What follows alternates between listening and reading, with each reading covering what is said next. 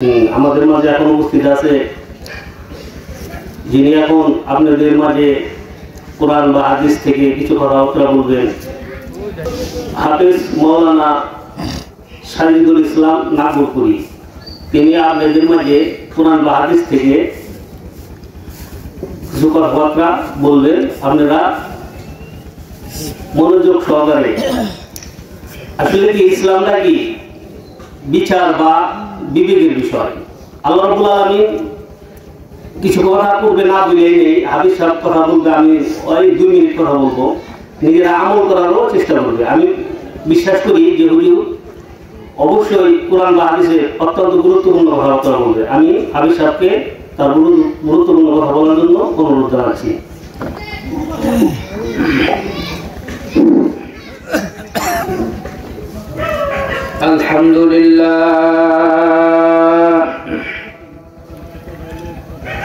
আলহামদুলিল্লাহ আস্তাঈনুহু ওয়া আস্তাগফিরুহু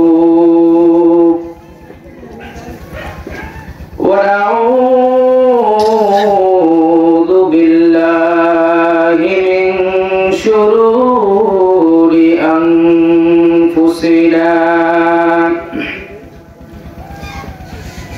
ওয়া মিন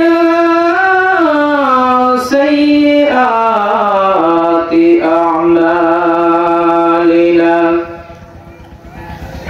man yahdihillahu fala mudilla lahu wa man yudlilhu fala hadiya lahu wa ashhadu an la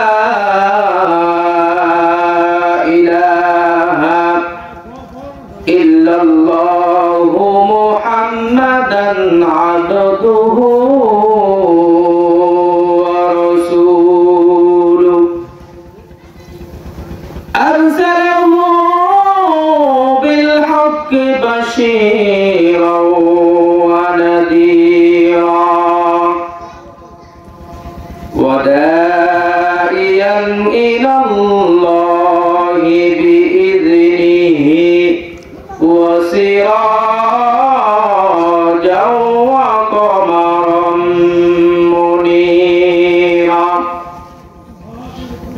وقال الله تعالى في كلامه المجيد وفي فرقانه الحميد أعوذ بالله من الشيطان الرجيم بسم الله الرحمن